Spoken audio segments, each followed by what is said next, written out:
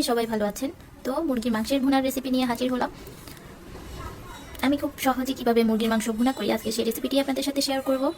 তো এখানে আমি একটি মুরগি নিয়েছি, এরপর এটাকে ভালোভাবে ধুয়ে পরিষ্কার করে এর মধ্যে আমি লবণ দিয়ে দিয়েছি 1 চা চামচের মতো, আর লেবুর রস দিয়ে দিয়েছি। তারপর এর মধ্যে 1/2 চা চামচের মতো হলুদ গুঁড়ো দিয়ে এটাকে ভালোভাবে মিশিয়ে নেব। মশলাগুলো ভালোভাবে মাখিয়ে এটাকে আমি তেলে ফ্রাই করে নেব। এভাবে ভালোভাবে মেখে আমি কিছুক্ষণ সাইডে রেখে দেবো। এরপর একটা কড়াইয়ে আমি তেল গরম হতে বসিয়ে দিব। তো এখানে এখন আমি মুরগিগুলো ভেজে নিব। তেলটা ভালোভাবে গরম হয়ে গিয়েছে, এখন আমি মুরগির মাংসগুলো তেলের মধ্যে ছেড়ে দিলাম। আমি এখানে সরিষার তেলে ভাজতেছি, আপনারা চাইলে সয়াবিন তেলে ভাজতে পারেন। তো একটা আমি মুরগিগুলো থেকে এখানে দিয়ে দেবো।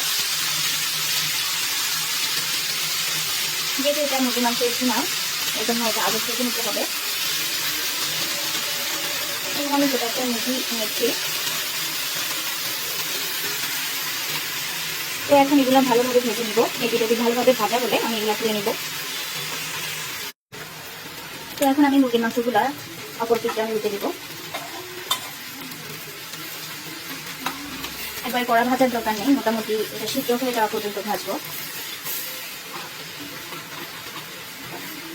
এভাবে মুরগির মাংস ভুনা করলে কিন্তু অসম্ভব মজা হয়ে খেতে।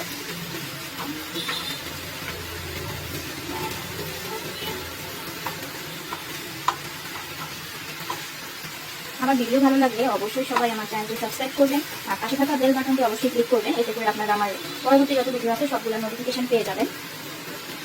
আর আপনারা কি ধরনের ভিডিও চান সেটা আমাকে রেকমেন্ড করতে পারেন, আমি দেওয়ার